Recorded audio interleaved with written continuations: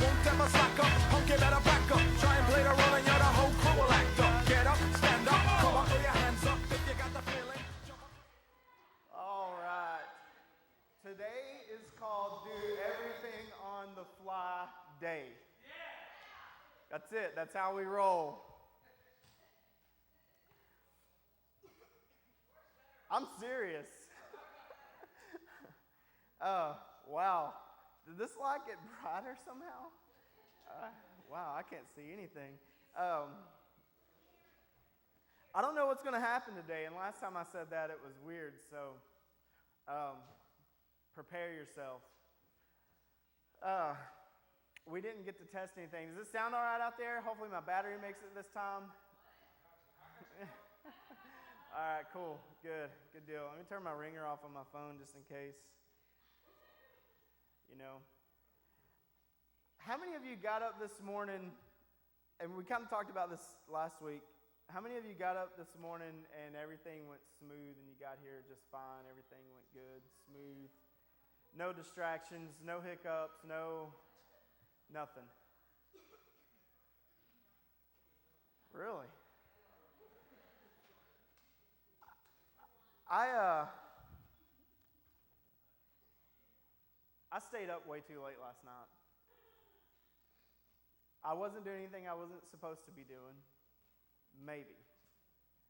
I have about 10 pages of notes. And I don't know why I make notes, because I don't ever follow them. I don't ever go by them. But I'll start reading and I'll start writing and I'll start listening to something else and I'll start writing and then I'll start relating and like piecing things together. And like we talked about last week, things don't always go as planned, and things don't always look the way that we think they should look. And I had this topic in mind. I had this passage that I read earlier in the week, and I really liked it, and I thought, man, that's deep, that's good. I've been on this kick about gardening, and I have this big thing with trees. Trees, for whatever reason, like, are close to me for some reason. Like, I'll see a tree and like I can like describe its life or something, and it's like we relate. I know I'm out there. I get it. But like, I want you to think about something, and this has nothing to do with what I was going to talk about, but it's like right there. So I'm going to have to say it before I can get past it. When you look at a tree, what is it that you see? Branches, leaves. It depends on what time of the year it is, or what day it is in Texas.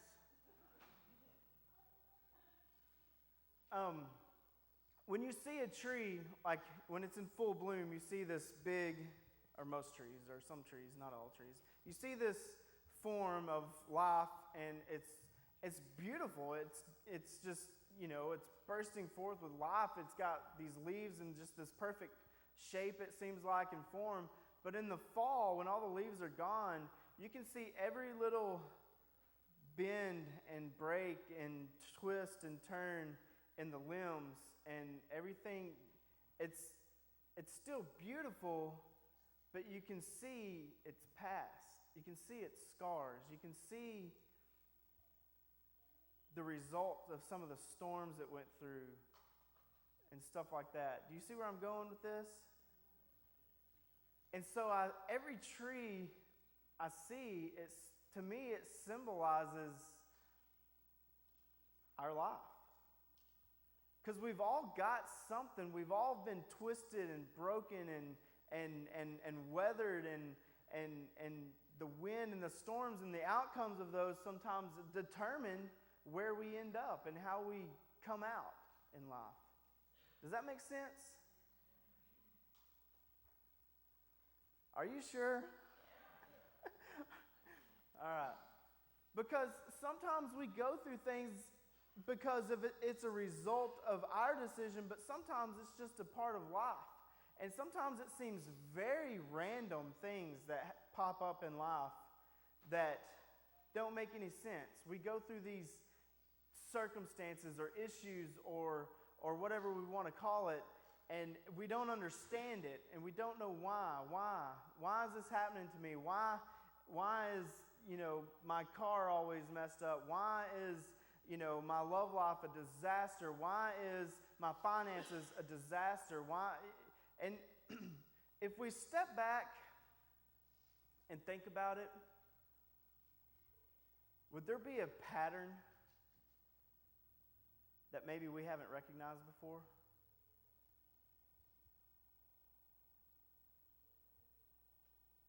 Would there be a pattern of good things, but maybe bad things offsetting the good things? How many of you would say that you're not a morning person? You're not a morning person. Okay. How many of you would say that I'm a procrastinator? I procrastinate. How many of you would say, I just don't have time for that? How many of you would say, let's see, what's a good one? What's another one? Sometimes I just don't feel like it. Oh.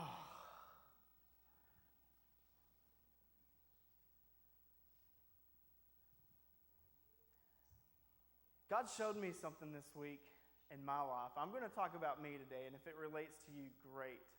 If not, you'll just get to know a little bit more of my jacked up life. God showed me something this week that I've been dealing with, and I didn't know how to deal with it because I didn't know how to recognize it. So he showed me. He laid it out. I've been exhausted. Can I just lay it out there? I've been exhausted and just tired and ready to just quit for a few weeks. Not mad or not like burn out, but like work has been ridiculous. And when I get home, I just don't feel like it. I want to sit down, I want to turn the TV on, I want to lean back, and I want to close my eyes and be done with the day. I don't feel like doing anything else.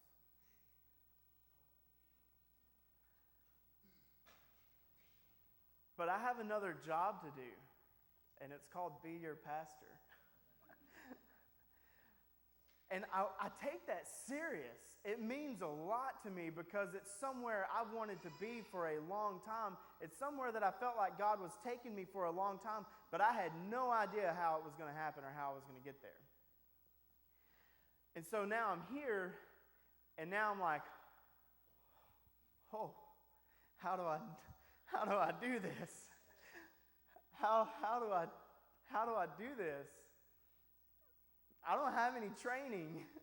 I've just watched YouTube videos. I've just watched Todd. He makes it look so easy. I watch Furtick all the time. I listen to Rob Bell all the time. I listen to Craig Rochelle all the time. I love that. But there's something that I forget. They've been doing this for a long time.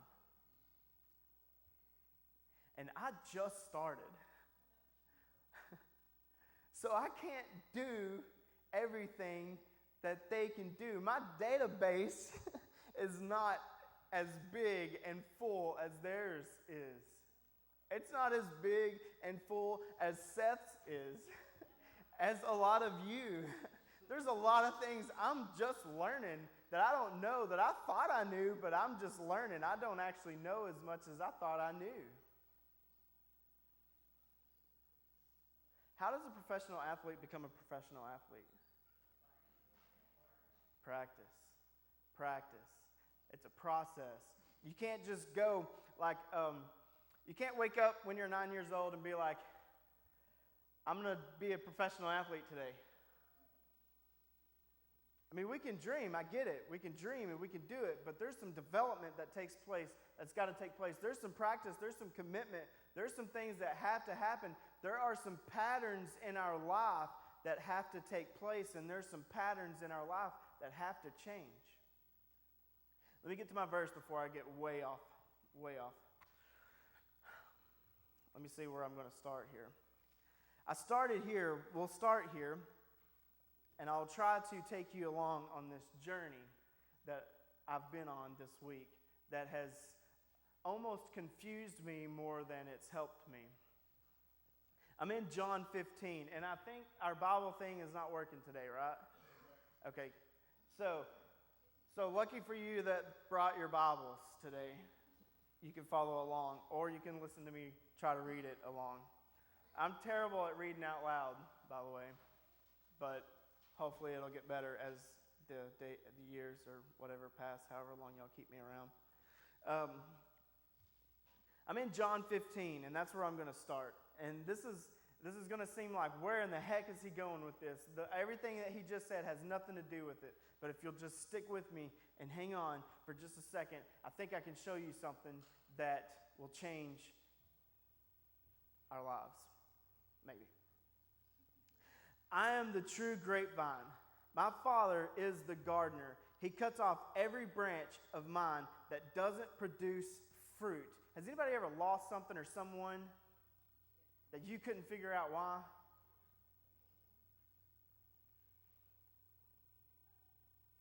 He cuts off every branch of mine that doesn't produce fruit, and he prunes the branches that do not bear fruit, so they will produce even more. Did I read that right? That do bear fruit, so they will produce even more. You have already been pruned and purified by the message I've given you. Remain in me, and I will remain in you. For a branch cannot produce fruit if it is severed from the vine. And you cannot be fruitful unless you remain in me. Now, there's a part here that I have read and skipped and missed all my life. And it is, remain in me, and I will remain in you. For a branch cannot produce fruit if it is severed from the vine, and you cannot be fruitful unless you remain in me. Okay, so that's where I started this week. Monday, actually. I started there, and I had this great idea about pruning, and then I started thinking about some things, and I started realizing some other things. How many of you feel like maybe you're in the pruning process and not the blooming process or fruitful, producing fruit process? Okay, I'm in the pruning process right now, by the way, just so you know. I'm in a major pruning process. I have been for like 3 years now, it seems like. So apparently I'm not doing something right. Or maybe we are. Because my life has taken a twist and a turn that has just been what seems like a disaster, or what felt like a disaster, but every time I look back, I see that I've actually gone a little farther, and I've grown a little deeper, and I've done a little bit more. You know, when you're working out, I have this memory, and I think I shared this with Mr. Tarrant the other day. And I'm going to get off here for just a second. When I was I think I was in the 8th grade, I can't remember. We were having this bench press contest, and one of my buddies, we came up with this idea. One of my buddies, he had some Metallica tickets, and he had extra Metallica tickets, and so he came up with this idea. He couldn't decide on which friends he was going to take with him. So he came up with this idea, whoever benched the most, he would take. Oh, it was on. It was on, because I was going. And so several of our friends, we all done it. And then I remember my coach was there, and I remember I laid down, and I was about to attempt more weight than I had ever attempted before, which was like the bar. No, I'm just playing. It was my first attempt at the bar. No, I'm just playing. I don't remember how much it was, but I remember that. I remember laying down there thinking, I've never even been able to attempt this. How in the world am I going to be able to get this off of me? And I laid down, and I remember I took a deep breath, and they pulled the bar off, and I pulled it down, and I started to go back up, and I thought, oh my gosh, I'm going to get it. And then I got to a certain point, and it stopped, and I remember my coach yelling, push, push. He was like in my face, spitting all over me, push, push, because he knew I had it. He knew I was right there. And if I could just a little bit more, I would get it. And I don't know how it happened. I don't know. I still think that someone helped me, but they swear nobody helped me. And I got it up off my chest. I just benched the most I'd ever benched, even thought about benching, and I won. I got to go see Metallica. And it was so cool. And when we got there, they were doing this video thing. They were doing a 2-night concert back to back. And when we were going on the second night, and we got there, and they said, none of the video stuff worked on the first night, so we're going to play every song twice tonight. And so we got to sit through a Metallica concert where they played every song twice. It was, to me, I was in 8th grade. This was like the most awesome thing in the world. But here's the point. I remember him being in my face yelling, push, push, push.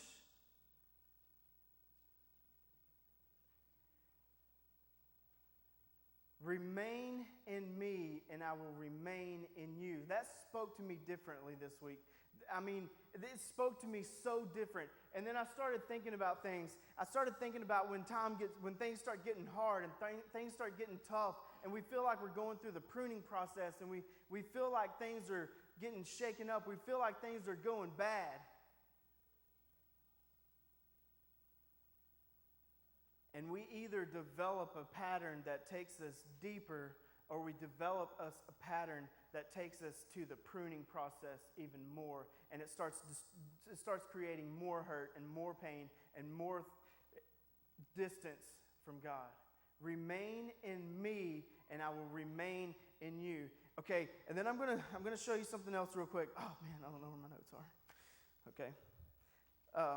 I'm gonna flip over to Romans 12 real quick. And this is what I thought.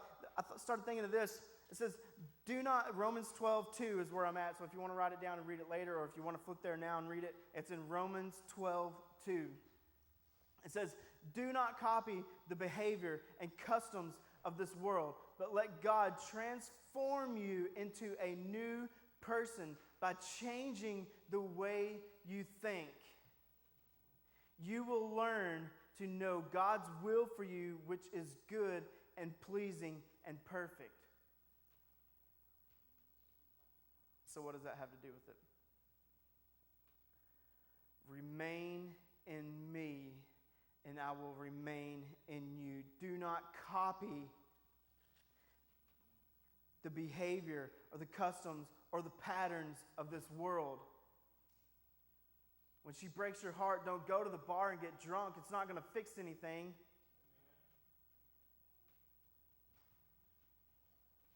When I tick you off up here, don't leave the church because it's not going to fix anything. Because when you go to the next church, they're going to tick you off too, I promise. It's just a matter of time. Just come tell me, don't say that again. I'm just playing.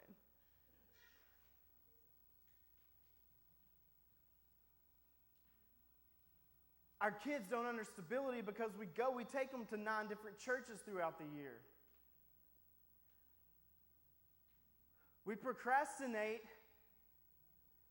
You realize you can't just make that your personality.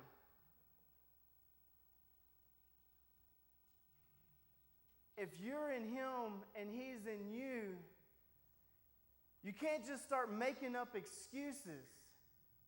That's called a pattern of the world.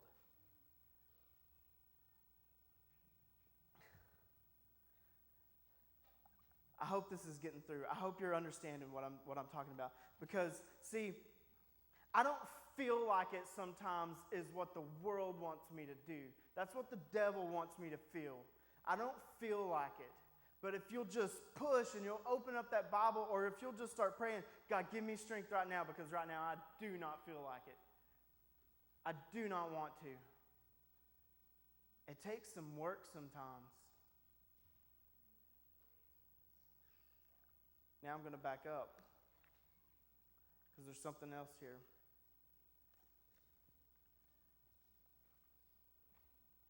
Actually, if I can find it. Back in John 15, I am the true grapevine. and my Father is the gardener. This is Jesus talking.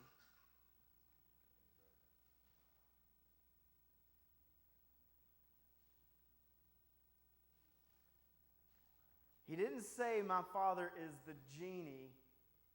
He said he's the gardener. And see, when things start going wrong, we want God to just magically fix everything. But what we don't want to see is this pattern of pruning that we've got to go to start bearing fruit again. Or maybe to bear bigger and better fruit. See, we develop these patterns, we develop these habits, and then we start calling them life. That's just how it is. I got to show you something else real quick. Okay, and this was huge because God gave me this morning on my way here. And so I'm not really prepared to share it, but whatever. That's pretty cool. If you want to go there. 1 John 2:15. Do not love this world. Do not love this world, nor the things it offers you. For when, For when you love the world, you do not have the love of the Father in you. For the world offers only a craving of physical pleasure, number one. A craving of everything we see, number two. And pride in our achievements and possessions. How many of you, your day revolves around craving for physical pleasure, a craving for everything we see, and pride in our achievements and process? Every one of us do it. Every single one of us do it. So I had to step back and think, what am I really chasing here? What's really going on in my life? I want you to think about that for a second. What are you really chasing? Why is it you do the things you do? Why is it that you get into some patterns that you get into? What is it? See, we use God as a checklist. We come to church on Sunday and we check them off. And then we go back Monday, sometimes Sunday evening, and we fall right back into the same patterns of everyday life, and we don't do anything to change it, and we expect everything else to be changed for us. We expect magic genie Jesus to change our lives.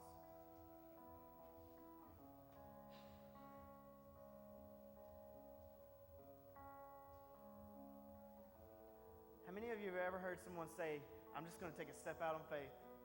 I'm just going to do it. I'm just going to take a step out on faith, and I'm going to do this.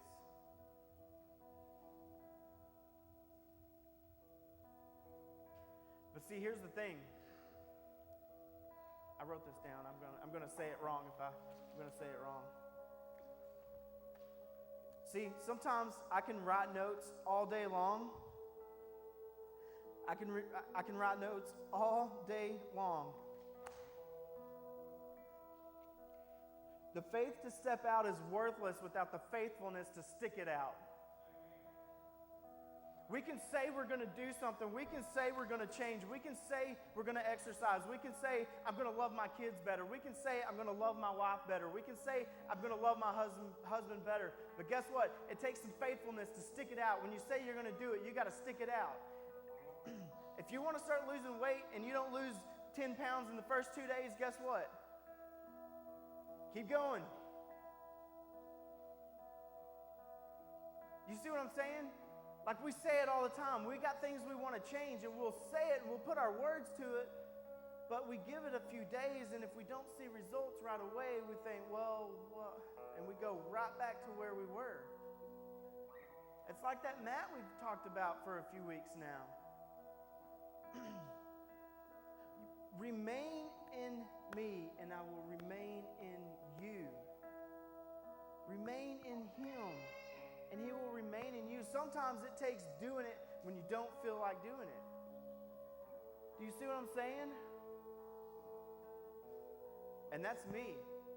I'm not a morning person because I drink too much caffeine until 9 o'clock at night. I'm still up at 9 o'clock or 10 o'clock at night, scrolling around on my phone on Facebook, looking to see what else is going on that I can distract myself with instead of going to bed. And I'm exhausted because I stay up till 10 or 11 o'clock doing things that don't matter and don't mean anything. And then I get up at 3 a.m. to go to work. And then I'm exhausted. And then I get frustrated. And then I get mad. And then I get tired. And I get mad at my friends. And I get mad at everything else that's going on. I get mad at my boss. I get mad at my everything. And then the next thing you know, you've let all the negative stuff, your mind completely transform into the patterns of this world.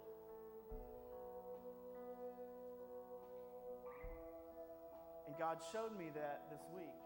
You're getting frustrated and you're getting beat down and you're getting tired because you've got some patterns that you've had for years that you're not taking charge of. You're not changing some of these patterns. See, before it didn't matter if I stayed up all night. I got up and went to work and came home and took a nap. But now when I get home, I have work to do. I have reading to do. I have studying to do. I have praying to do. I have loving people to do. I have helping people to do.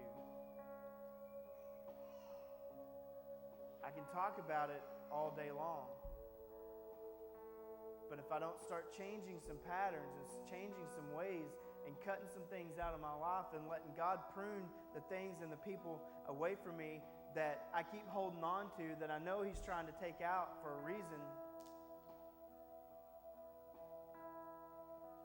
I can't change it.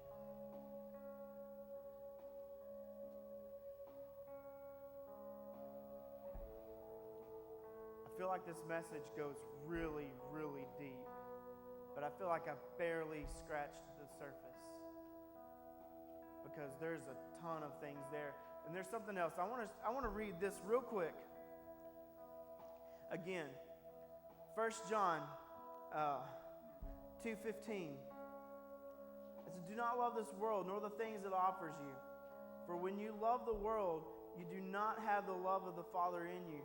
For the world offers only a craving for physical pleasure, a craving for everything we see, and pride in our achievements and possessions." There's three things. Think about it. Three things. Where else do you see three things of the world pop up? And this is weird. Okay, this is weird. And I showed this morning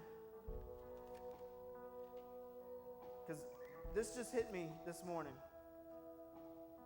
I'm skipping all the way back to Luke 4 now. You're going to want to write this stuff down because you're going to want to go back and read it, because there's something here, and I feel like I've just barely cracked the surface. There's something here, though, and I don't know what it is. I'll be honest with you. I don't know what it is, but there's more here. Then Jesus, full of the Holy Spirit, returned from the Jordan River. He was led by the Spirit in the wilderness, where he was tempted by the devil for 40 days. Jesus ate nothing at that time and became very hungry. Then the devil said to him, and I want you to think about this. He was in there for 40 days, okay? How many things was Jesus tempted with? I'm giving you a hint. Okay, to me, there's something here. The devil said to him, "If you are the Son of God, tell this stone to become a loaf of bread." Jesus was hungry. I'd go 40 minutes without food. I'm hungry. He went 40 days. Then the devil took him up and revealed to him all the kingdoms of the world in a moment of time. "I will give you the glory of these kingdoms and authority over them." And the devil said, "Because they are mine to give to anyone I please, I will give it to you if you will worship me." Number 2. I'm going to skip down. Then the devil took him to Jerusalem, to the highest point of the temple, and said, "If you are the Son of God, jump off, for the scriptures say he will order his angels to protect and guard you, and they will hold you up with their hands so you won't even hurt your foot on a stone." But Jesus responded, "The scriptures also say you must not test the Lord your God." When the devil had finished tempting Jesus, he left him until the next opportunity came. See, I want to show you something. Now I'm going to skip back over. And I don't know, I don't have it all figured out yet. And in 1 John, he says, "For the world offers only a craving for physical pleasure, a craving for everything we see, and pride in our achievements and possessions." Do you see that? That's the same things that the devil was tempting Jesus with. There's a pattern here. Do you see it? There's a pattern. There's a pattern. It's not the world that's messed up. It's the patterns of the world. God loved the world so much that he gave his only son, right? It's not the world. It's the patterns that we conform to in this world that destroy us. See, I can't, this is huge to me, and I can't quite wrap my head around it yet. What's the center of your life? We like to say Jesus is the center of our life. But if we really step back and look, our patterns do not reflect Jesus being the center of our lives. It may some days, but do we have the faithfulness to stick it out when we say, "This is where I'm going"? We got his faithfulness. Can we give it back? Does any of this make sense?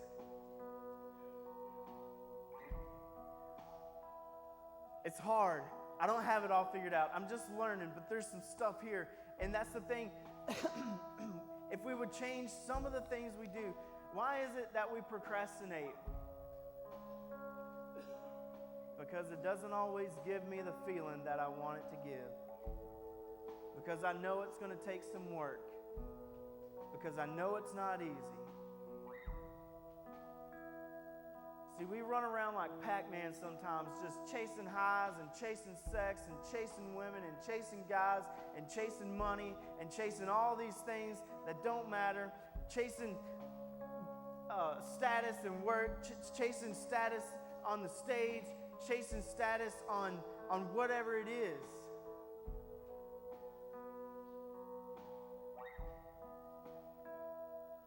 But if we would put Jesus in the very center of our lives and quit treating him like a checklist, guess what? All those things will probably fall right into place. But we spend more effort and time trying to create new patterns and other patterns to get us somewhere farther from God, but we don't realize it. I have a few things that keep me from God, and I'll admit it to you right now. And until we can admit our own issues to ourselves,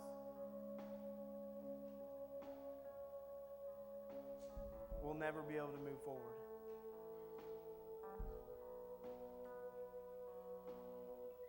I let myself get distracted way too easy. Facebook is a demon.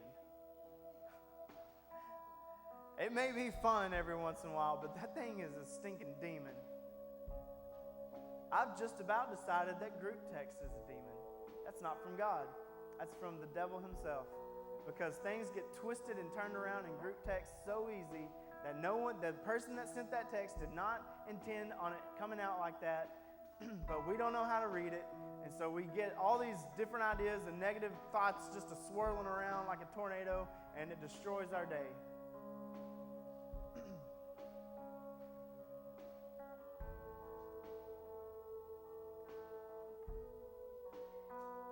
I don't like being single.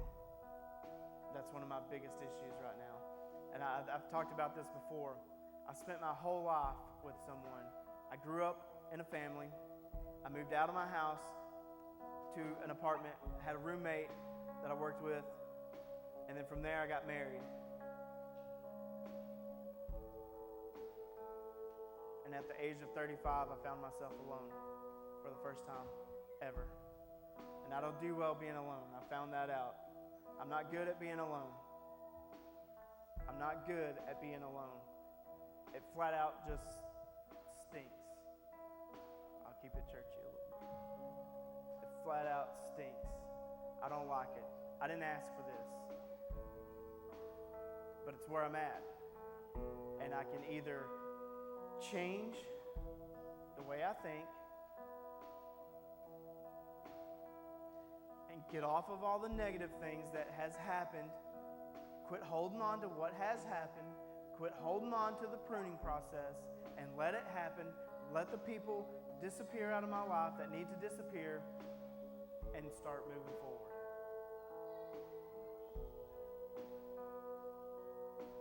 I struggle with that on a daily basis. And what happens is I start letting those negative thoughts take control. I start analyzing myself and overanalyzing myself. I could have done this. I should do this. I should do that. I should have done this. I could be better at this. I could be better at that. I'm a little bit of a perfectionist also. And that eats me alive sometimes. And what happens if you get those two together, it turns into depression. But that's how it worked for me. I get the perfectionist with all those negative things, what I could have done, what I should have done, what I'm not doing. I can do this better. I know I'm not doing this better. I know I'm not doing this good enough. And it turns into defeat and depression.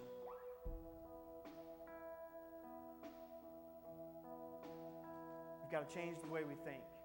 We've got to change the way we think. We've got to change the way we think about ourselves, the way we think about each other, the way we think about our daily routines, our patterns, every little thing. We have to step back and figure out what is in the middle of this. What is the core? What is the root? And I think if we will do that and be honest with ourselves and not be so afraid and prideful to admit it, we would see that Jesus isn't at the center as much as we would like to think that Jesus is at the center. You got to push. We got to push. We got to push. I know you don't feel like it when we get home. I don't feel like it when I get home, but guess what? We got to push. We've got to encourage each other. We've got to lift each other up. Just like that circle, we've got to pick each other up and bring them with us. We can't all be down at the same time. That's called dead. We're not dead, okay? The band is going through a process. We've got changes that are being made. There's things that are happening. And there's some Sundays that we flat out don't have it together. And we get here this morning and everything's wrong. The sound system's not working. Half the stuff's not working. We got amps that don't want to work. We got noise but guess what? It's not about how everything works. It's not about having everything working perfectly. It's about coming here and serving God and opening up and pouring out our love to Him so He can pour out His love to us. And it's about offering up praise. It's about worshiping. And it's not about anything else, but we're good at letting it become about everything else.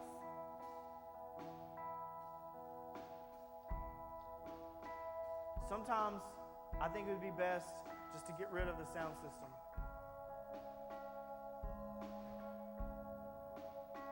We could bring an acoustic up here and we can sing along like we do at the campfires, because I've been around some campfires that have been pretty dang powerful. And we didn't have a sound system. We had an acoustic with a few people that poured their hearts out over a song.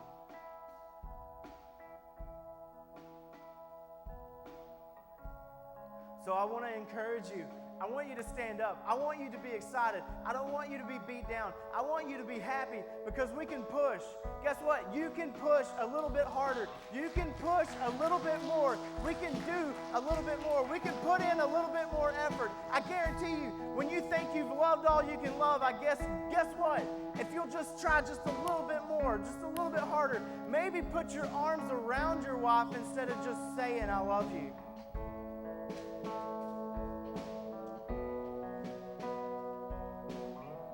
Maybe it is go to bed a little earlier so we can show up to work on time, so we can quit being frustrated about how we're treated at work. You don't like how you're being treated? Well, show up on time. Change your work ethic. Work a little harder. And then they may not hate you so much. It goes for me too.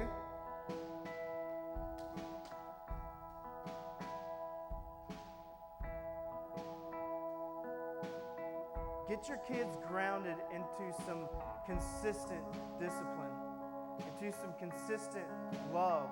Maybe instead of yelling at them all the time, just encourage them. Maybe encourage them to do a little bit better. Encourage them to be more positive. I don't know. Encourage them. But then guess what? Guess what comes with that? You got to show them also how it's done. If you're mad and throwing a fit all the time, guess what? They're going to be mad and throwing a fit all the time. If you run from relationship to relationship, guess what? They're going to run from relationship to relationship. You're going to pass on those patterns. I think just about everyone in my family is an alcoholic. I had to make a decision. I don't want to be in that pattern. We blame our weight on genetics. Guess what? Change your patterns.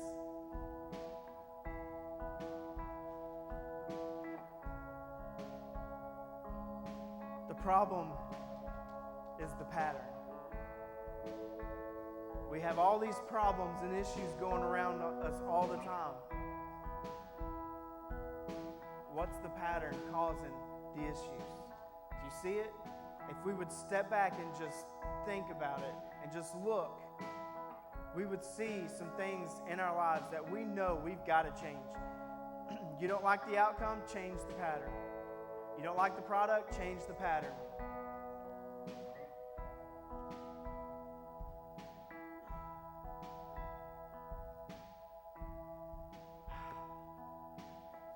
If you don't like the outcome, change the pattern. I feel like I can't say it enough. Do you see it?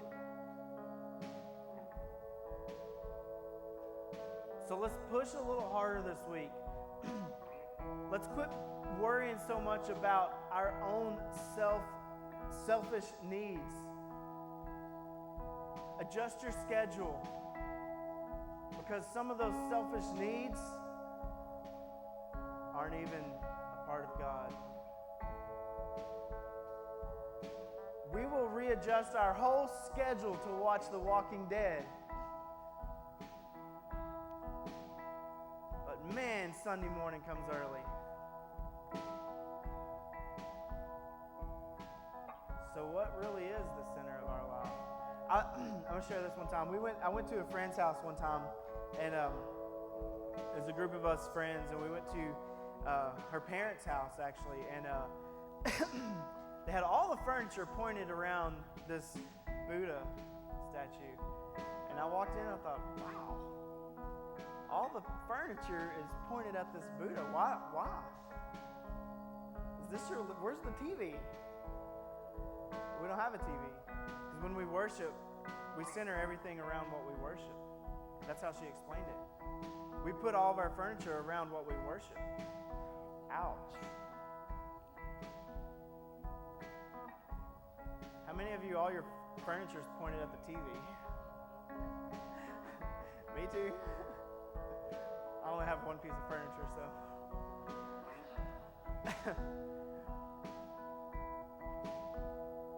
What is everything in our lives pointed at? Is it pointed at Jesus? We say it is. We like to think it is. We like to say it is. But I guarantee you it's not. It's about that car. It's about that girl. Or it's about that guy. It's about that money.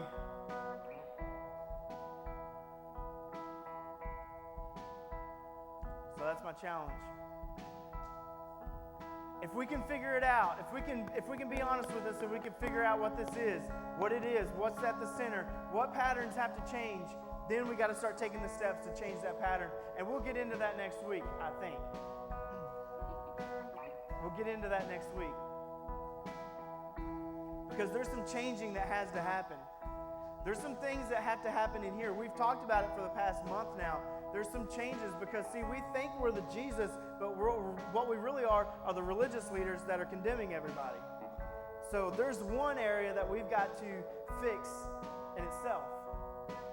We've already identified one. Now, what can we identify individually that has to change? Does that make sense? This whole message was about me this week. I'm sorry that it's all about me, but I'm just as jacked up. And if we will just let God show us,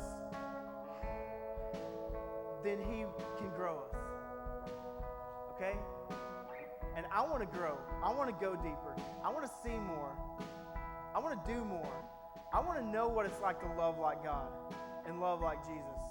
To put aside my schedule, my lunch schedule to go mow someone's yard or go set some things aside to help someone else or do something for someone else or pray for someone else. There's a lot of things. Tomorrow morning, that alarm clock's going to go off. But if you'll change that pattern right now and adjust some things throughout the rest of the day, and you'll go to bed just a little earlier tonight, that alarm clock won't hurt so bad in the morning. And you won't start your day off with frustration. And if you'll ask God, what can I do today? What can you show me today? What can I fix today? Who can I help today? Guess what? Things will start to change in your life. Things will start to change in my life. And then we'll start to see that change spread. We can do this, guys, all right? We got to push, though. We got to push, and we got to lift each other up. We've got to encourage each other, okay? We've got to be happy. We've got to be a little bit more alive. Next week, I'm going to bring a water gun, and if y'all don't get involved and help me talk and help me encourage me a little bit, I'm going to start shooting you with the water gun and wake you up, all right? I'm going to put cold water in it, okay? I need you guys, okay? I need you guys to encourage me just as much as I need to encourage you, okay? I need you guys. I need you guys to be excited. I need you guys to be happy. I need you guys to be in with me.